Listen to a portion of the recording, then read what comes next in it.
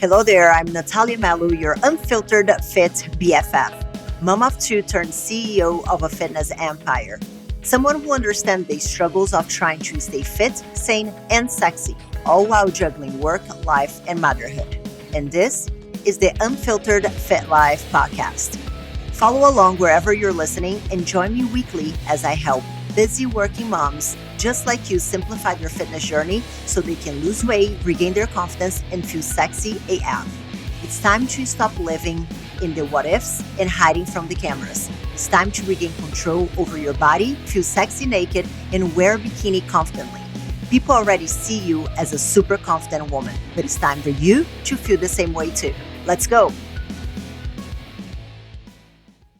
Hello there, fam. Welcome to another episode of the Unfiltered Fit Life podcast. I'm Nathalia Melo, your host, and today I have a very special guest. She is a friend, and I'm going to talk about all her badassness. The ladies in the Powerhouse Academy might know who I'm talking about, okay? But I'm going to tell you who she is in a little bit. So my guest today has a degree in math and economics, which led her to a career in fashion. She's also a mom of two. And whenever she started her family 15 years ago, she decided to put her focus into her passion, and then she became a personal trainer. So left the big life in the city, in Manhattan, and then left to the burbs, started being a personal trainer 15 years ago. And then after being in the fitness industry for several years, she realized that more help was needed on the mental health aspect of fitness. And that's when she pursued her certification in mental health counseling from Capella University with support from addict counseling services to specialize in eating disordered and disordered eating habits. Please welcome Jennifer, who is my friend and the head coach for the Powerhouse Academy and all my programs. And she is my right-hand woman, left-hand woman, right foot woman, and left foot woman. Like, she is incredible. I love that she is my friend. I love that she's part of the team. And I'm excited to have her here. Hi, Jen. What's up? The only time I'm not your left foot is when you have two different sneakers on, by the way. I'm just going to say that. Oh, shots fired. Rude. I just did that once, by the way. It was just that one time. But it was funny, though. It was funny. I must say. It was funny. In my defense, it was the same brand, a brown and a black, okay? Different sizes. There were different sizes too, which is even funnier. Anyway, so Jen, tell us a little bit about you and kind of how your fitness journey as an individual begun, and then how you got into fitness as a professional and how we're here. So started, of course, athletes and as an athlete from high school through college. And then after college, just continued on the entire gym life because that's what you were introduced to at the collegiate level. And then you just take it that much further. Spent lots of time in the gym and used it as what many would coin as their therapy. Every time I went through some sort of a challenging time in life, whether it be professional as I was in my career or personal relationships as I was going through all those lovely breakups and connections in your early 20s, I would run to the gym. And sometimes it was running to the gym 2 or 3 times a day. With that being said, after there was meeting my ex-husband and working through our relationship and putting a foundation there, I recognized that I had to leave the city because I wouldn't be able to grow and evolve in that relationship because it was too far removed from the city. And that is when I knew I couldn't always be somebody who was a stay-at-home, because I was a stay-at-home mom for quite some time. I needed more. I always needed to do something on the back end. And that's when I chose to go into my passion, which was fitness. Personal trainer, fitness instructor, sports nutritionist, and continued to evolve from there. While working inside the gym scene, one of my colleagues decided that they were going to compete, and I was watching them train, and I was like, I could do that. That doesn't look like too hard of a feat to accomplish, because I always wanted to continue to level up, as we say now. And so I began speaking to her trainer and felt a little bit of discouragement coming from him and said, well, why don't you try this, that, and the third first? And I was like, well, no, I want to do this. And whenever somebody said no to me, that was like, well, now I'm going to show you how much more I can do. So went and I found my own team, trainer, nutritionist to guide me. Hold my beer. Basically. but no, we weren't allowed to drink, so it wasn't. I'm just kidding. So I had a whole team behind me, literally a team plus extra trainers and extra nutritionists to really guide me. And the entire thought process that you're not going to win your first competition was then put into my head. And again, because I was an angry competitor through the majority of my life up until about 5 years ago, I said, "Watch, I got this." And they're like, "You can't. It's subjective. The judges, you don't know who's going to show up. You don't know who you're going against." I was like, "Fair, cool. Watch." I won my first competition, and then that just continued from there. But the beauty in that was that I was able to have amazing conversations behind stage and then with other like minded individuals who were running through the entire competitive circuit. And I came to realize that there was a lot more concerning thought processes that were going on behind the scenes. Many of the women that I was blessed to be able to engage with sat there and spoke to how they battled eating disorders the majority of their life. They were former college athletes as well that were put on such restrictive diets through college that it became a challenge for them to sit there and find their way post college. Or then they kept coining the term, the gym is my therapy, the gym is my therapy, the gym is my therapy. And then I was like, disordered eating habits can't remove themselves from their past life, and the gym is their therapy. There's a massive disconnect because then where is life? Where is the balance? And listen, I couldn't find the balance for myself either. So I was living it. Did I have technically eating disorders in my past life or disordered eating habits? Past life meaning my early 20s? Sure, I would absolutely say that because as I was growing up, my mother did make the comment if I ever felt a little overweight on any given day, just stop eating for a few days, you'll be good. Did I was of the time where stack or twos were readily available and red lines and prescription diet pills were at your disposal however you wanted. So, and heroin chic was all the fad. That Yeah. was when Kate Moss was the idol. So, did I have potentially a look in mind? That was what I was ultimately geared for, if you will. Sure. So, que sera, sera, I recognized that more help was needed. And that is when I chose to dive a little deeper and look into how I could help more than just on the training end of things. And that's where I became certified in mental health. I love it. I love it. And it's interesting because we both were part of the same call timing team, competitive team. Shade. Anyway, I digress. There was a level of normalization of things that now, in hindsight, again, I'm not a mental health professional, but with being a coach for the amount of time that I have been in, hearing things from you as the mental health professional in our team, I'm like, I don't know, man, but that shit doesn't sound right. Like, so what were the things from the competitive environment that now in hindsight, looking back, you're like, yep, mm, very disordered behaviors. What would be kind of like the main things that you can remember from that? Certain foods definitely having a stigmatization behind them, being, your cheat meal foods or having to do excessive cardio to counteract potential eating habits that you engaged in prior to that day of check in, or adding an extra 15, 20 minutes daily to your cardio because it looked as though you weren't following whatever plan you were prescribed at that point in time. And then we could take it as far as, of Mm-hmm. course, the final few weeks, how much deprivation you were really experiencing to bring you into a look. Mm-hmm. And, could I go deeper? Sure. Yeah. Will I? Yeah. Not right now. Yeah, we could. I think we could do a whole podcast just about that. So, and now stepping away a little bit from the competitive world, we're going to go back there, but just so this is in the competition world now. Whenever we're talking about the more quote unquote normal folks, not the psychopaths that decided to do a fitness competition, but the like more like normal people that just want to be fit and things like that.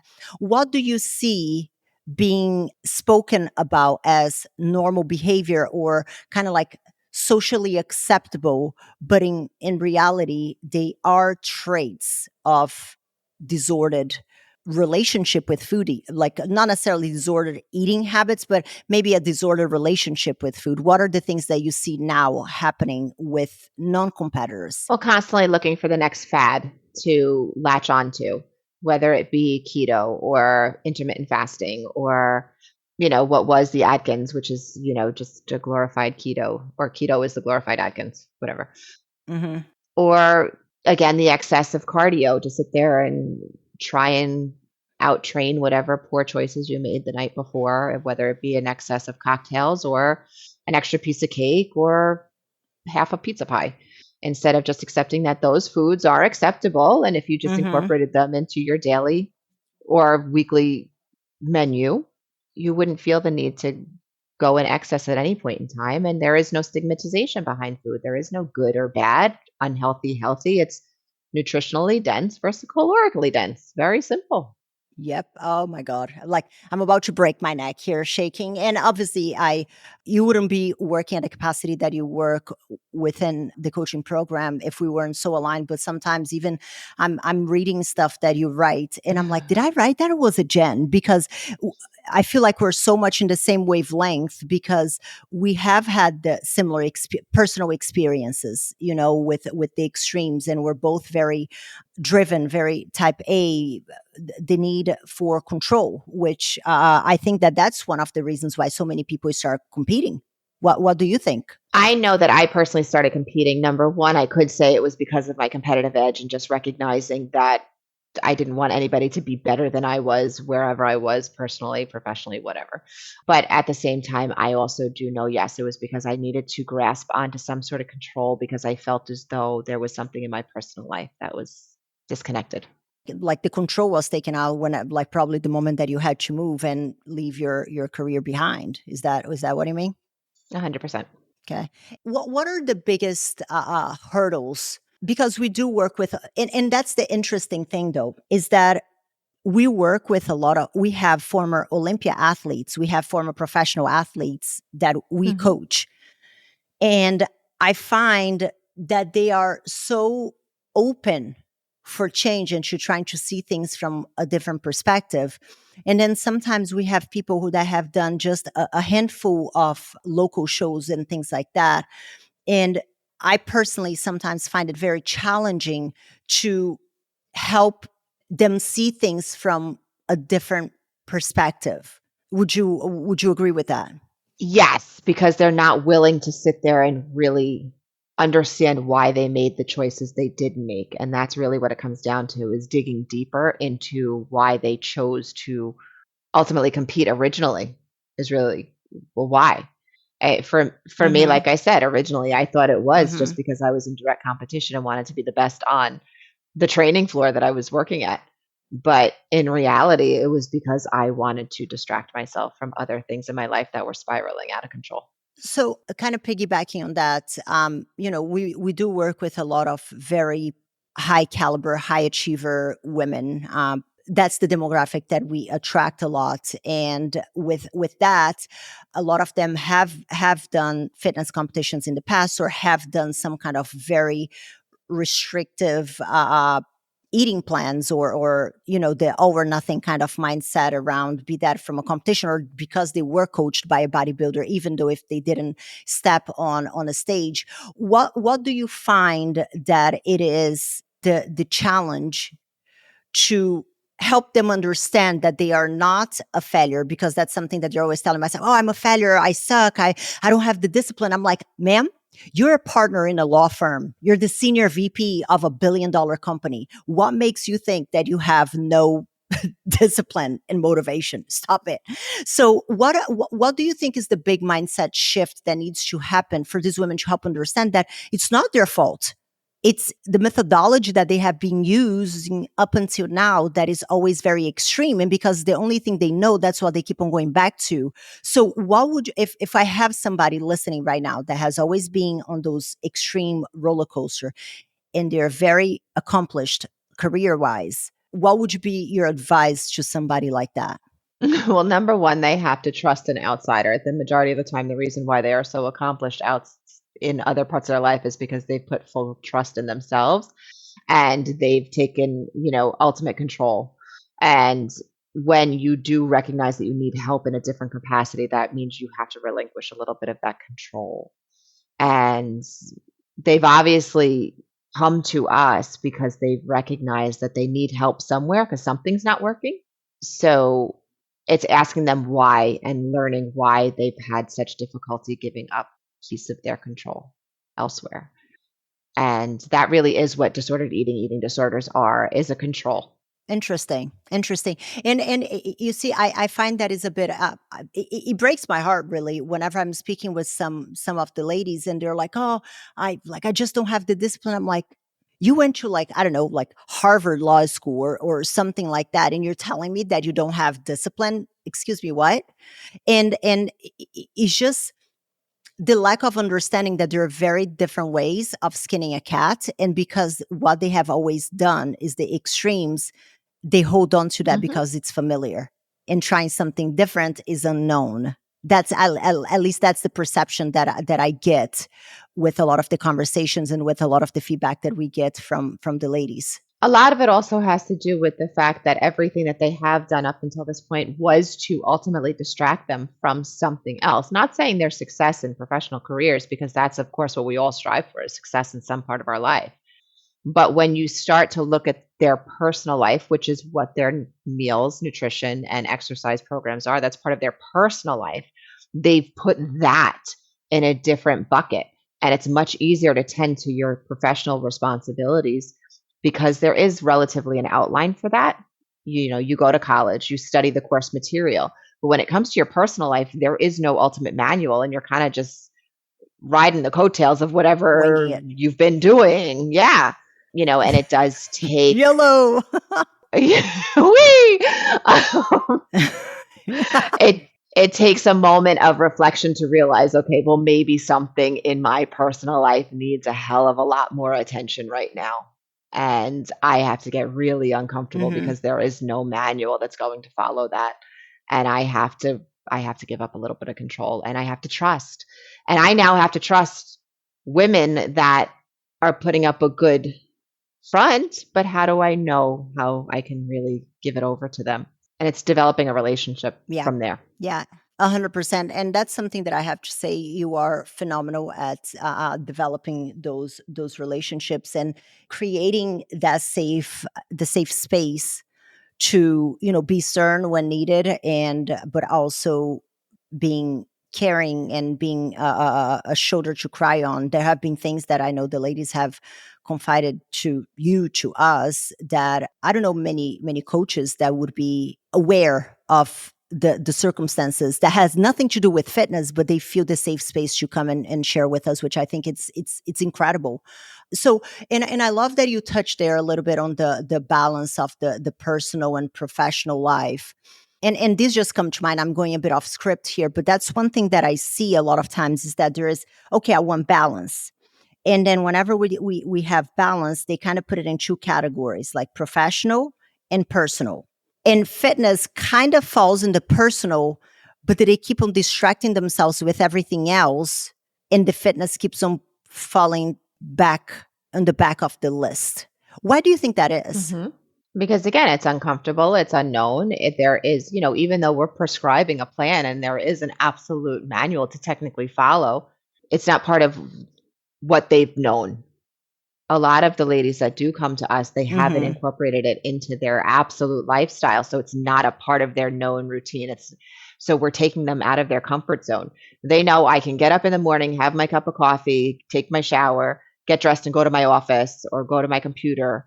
And I know exactly what's going to be waiting for me. But when I get into the gym or I get into my workout zone, I don't know what it's going to feel like. I don't know if the machines are going to be readily available. I don't know if people are looking at me. I don't know if I'll be able to successfully accomplish that set the way I'm supposed to.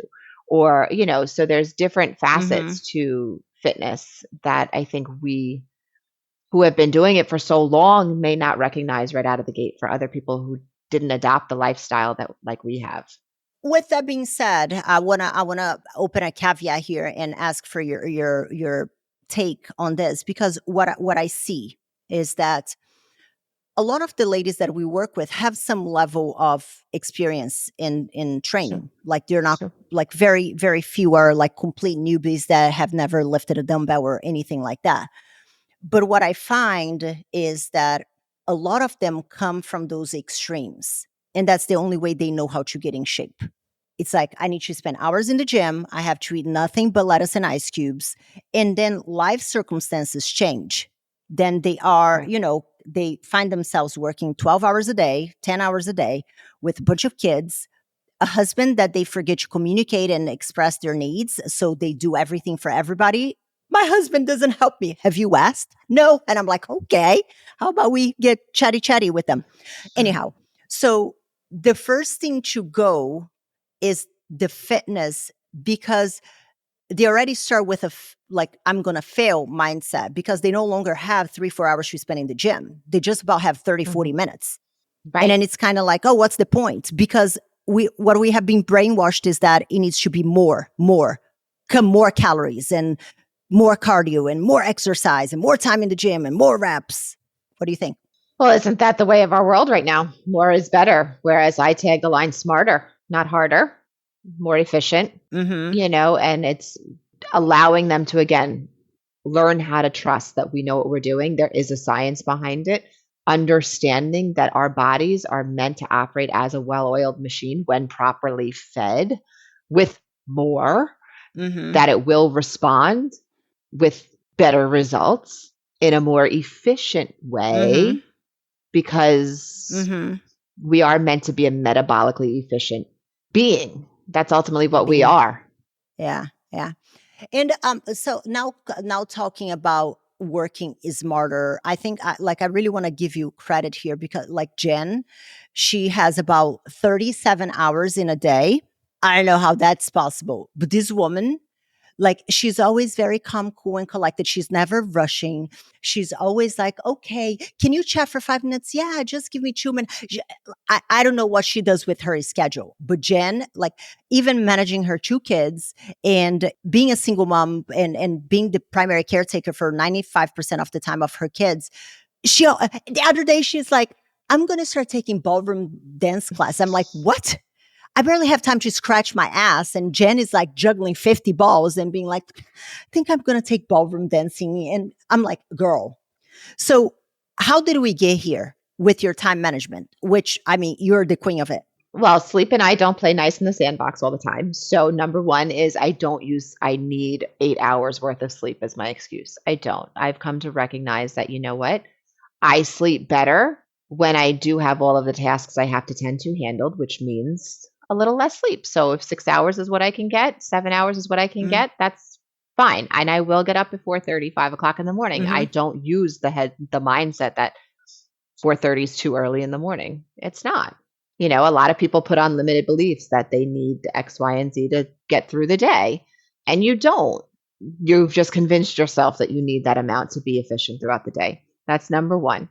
Number two, I have come to convince myself and then proved it to myself by having patients that I do not need an hour and a half, 2 hours in the gym, 45 minutes at home working out, because that is what was going to be the most convenient for me to allow it to get done is all I need. So what did I do? I invested in the proper equipment at home to make sure I could get it done first thing in the morning at 4:30 when I get up.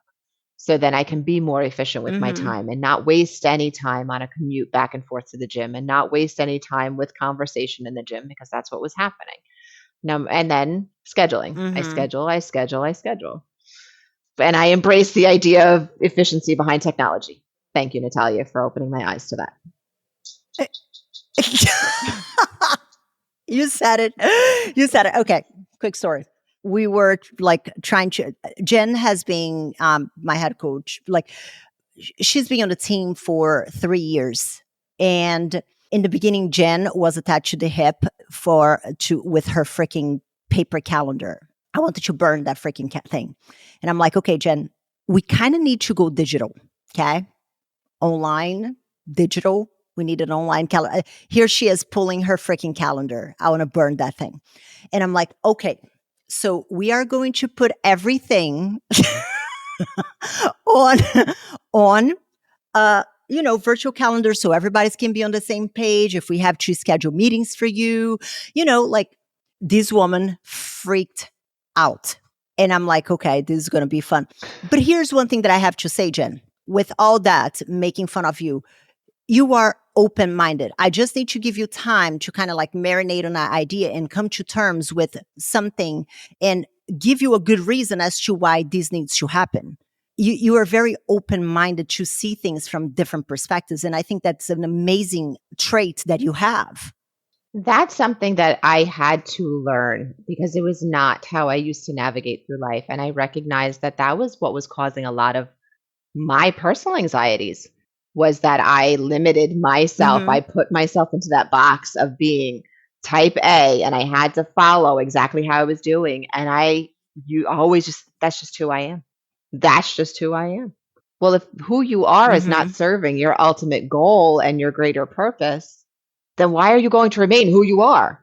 And I wasn't efficient for our team. I wasn't. And I wasn't allowing for that ultimate growth to happen that we all wanted, but who was getting in their own way? Mm-hmm.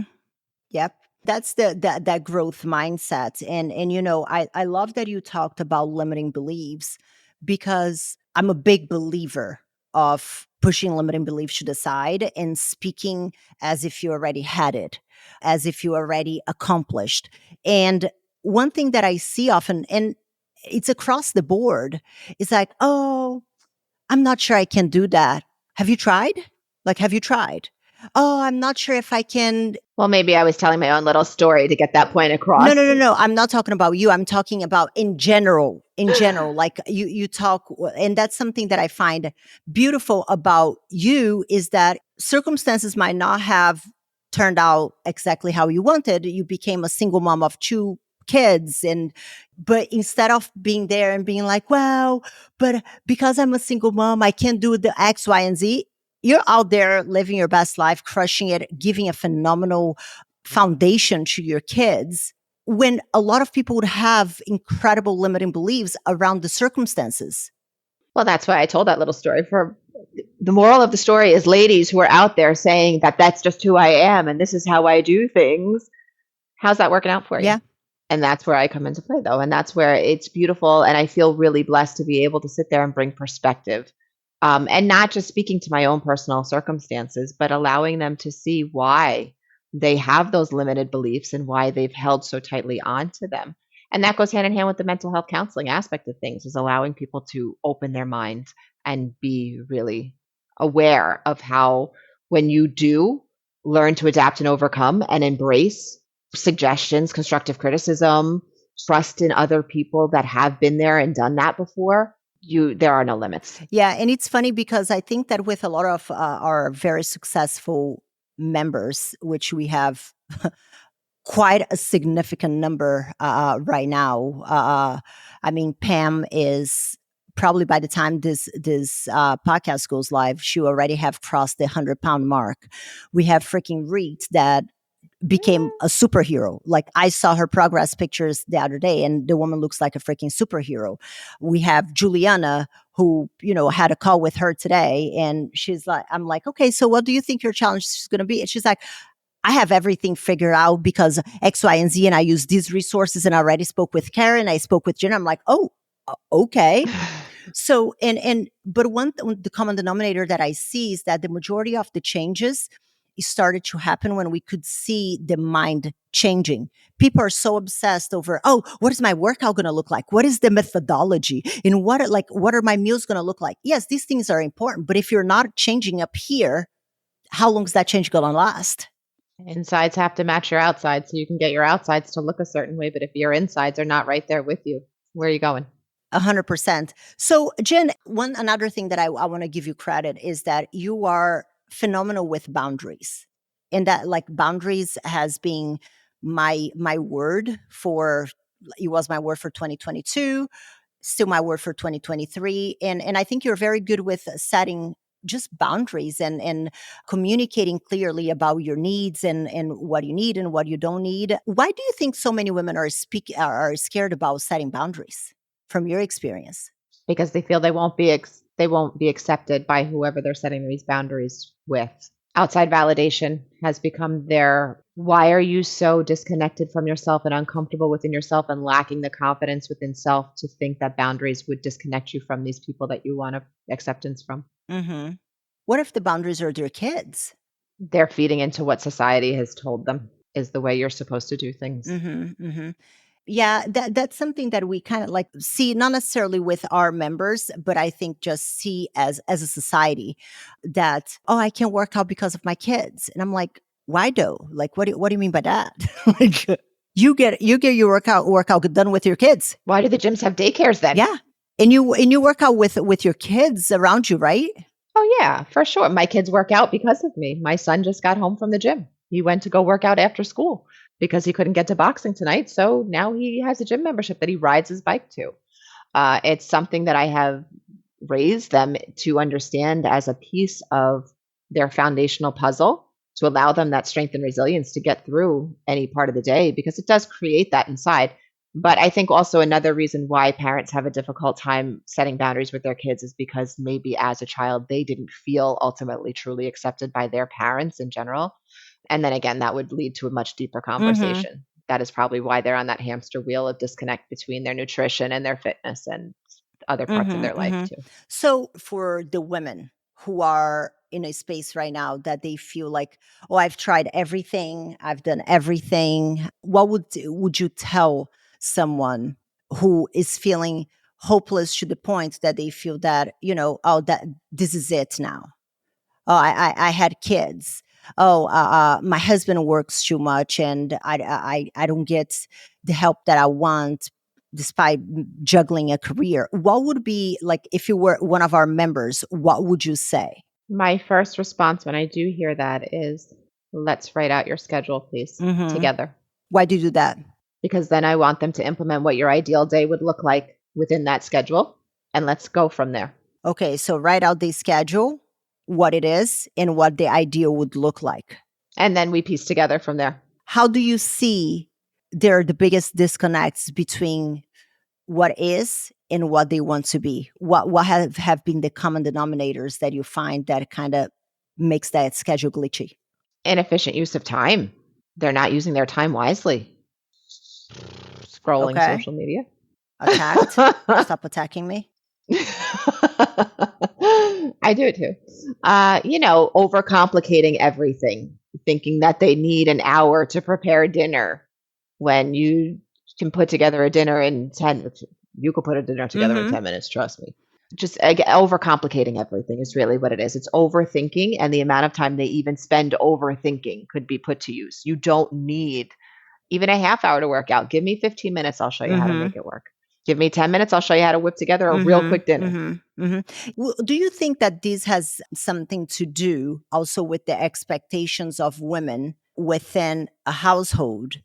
And because that's how he was, and now we have women who are having more demanding careers and who have a whole bunch of stuff also outside the home, but then they get home and there's still the societal expectations that they have to do everything else there too. Do you think that plays a role? Oh, 100%, absolutely. And then, of course, comparison game of, well, this person can do all of this. Why can't I do all of this? And this person has this lifestyle. Why can't I have that lifestyle too? But we don't know what's going on behind those closed doors of that other person's life. All we're seeing is what they're Hmm. showing.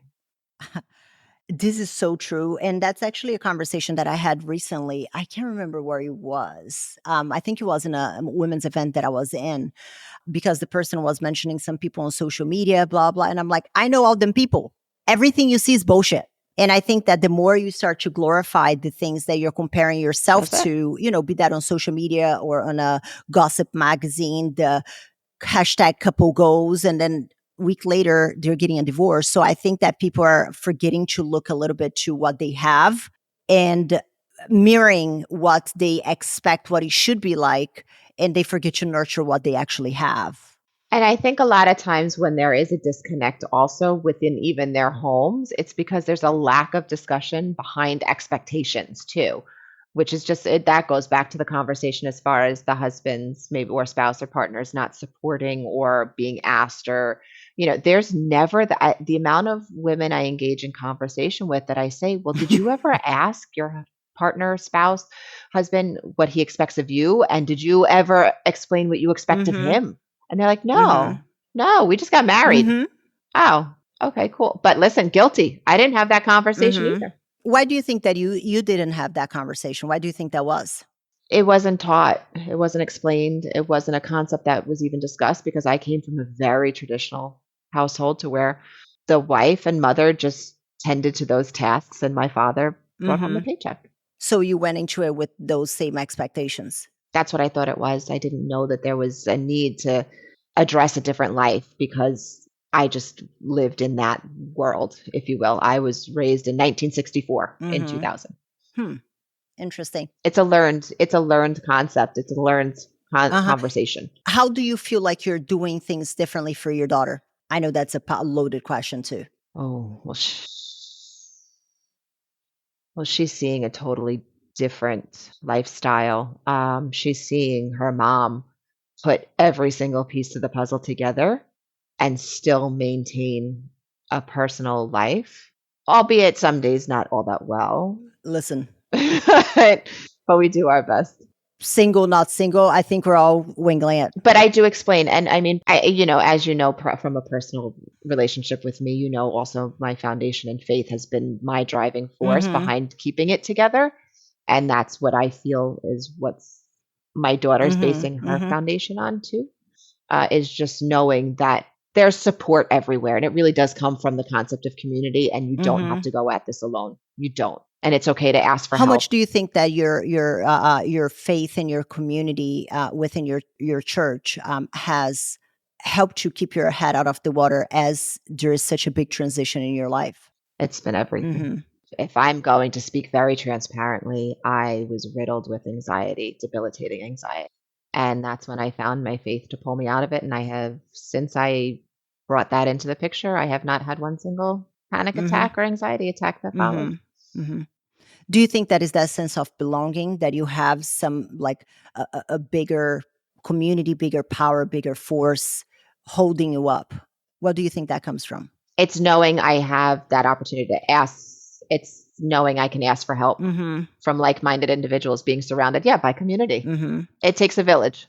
Yeah, it's funny that we keep on coming back to community, and that's a conversation that we often have amongst ourselves.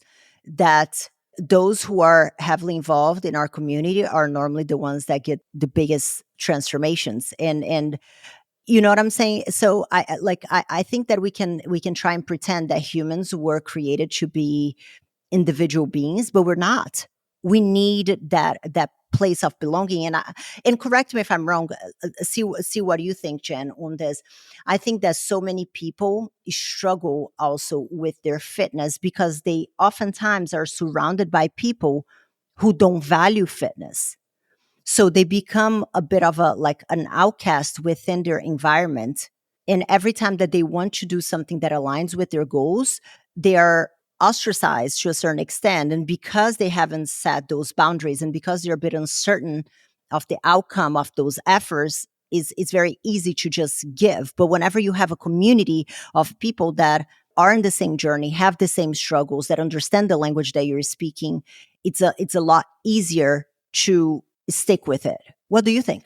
Oh, 100%. Absolutely. Because then you realize now, yeah, just like you said, we're not meant to be isolated and alone. We're herd animals. We are by DNA considered mammals, which means we need to be around other people. And ideally, you should always surround yourself with like minded individuals that are reaching for similar goals because then you will feel like an outcast. It Mm-hmm. doesn't make sense, logically speaking. So why would you continue to pave that path? Mm-hmm. I love that. I love that. Well, Jen, thank you so much for the chat. I honestly could chat forever, but we're gonna have plenty of time to chat in Mexico. Hey, what's up? Hello. So excited. Yeah, we're going to Mexico. Like all of us, the whole team. we're going to Mexico in the middle of the winter, which I'm sure that Jen is delighted being in Long Island. She's going to be like, later, fuckers. Jen, thank you so much. Is there any last words that you'd like to leave to our listeners and tell them where they can find you as well? Well, obviously on social media, I am right there at jen.pirraglia, where you'll see my connection with Nathalia. Mm-hmm. And we can always take it from there. But as far as finding me, I'm here. And I just feel so blessed to be able to really connect with all of these amazing women that you have brought to the forefront of my life. And, it's really given me and fulfilled my ultimate purpose. So it's just such a blessing. I cannot thank you enough. Oh no, and I thank you as well, because I do. I joke all the time that we we play a good team. Like Jen is the good cop and I'm the bad cop.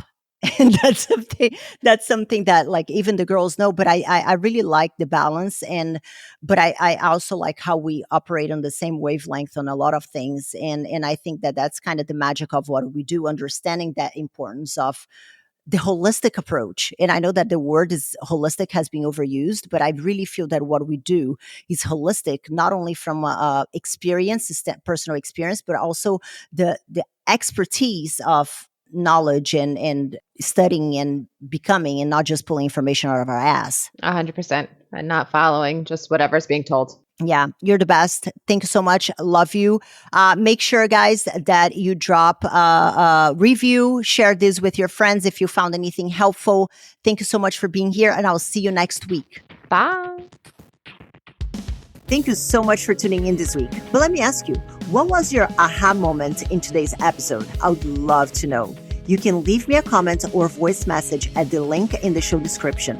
You can also follow me on Instagram and let me know what topics you want to hear more about or who I should have on the show. As for today, this is it for today, guys. I'll see you back next week for another episode of the Unfiltered Fit Life podcast.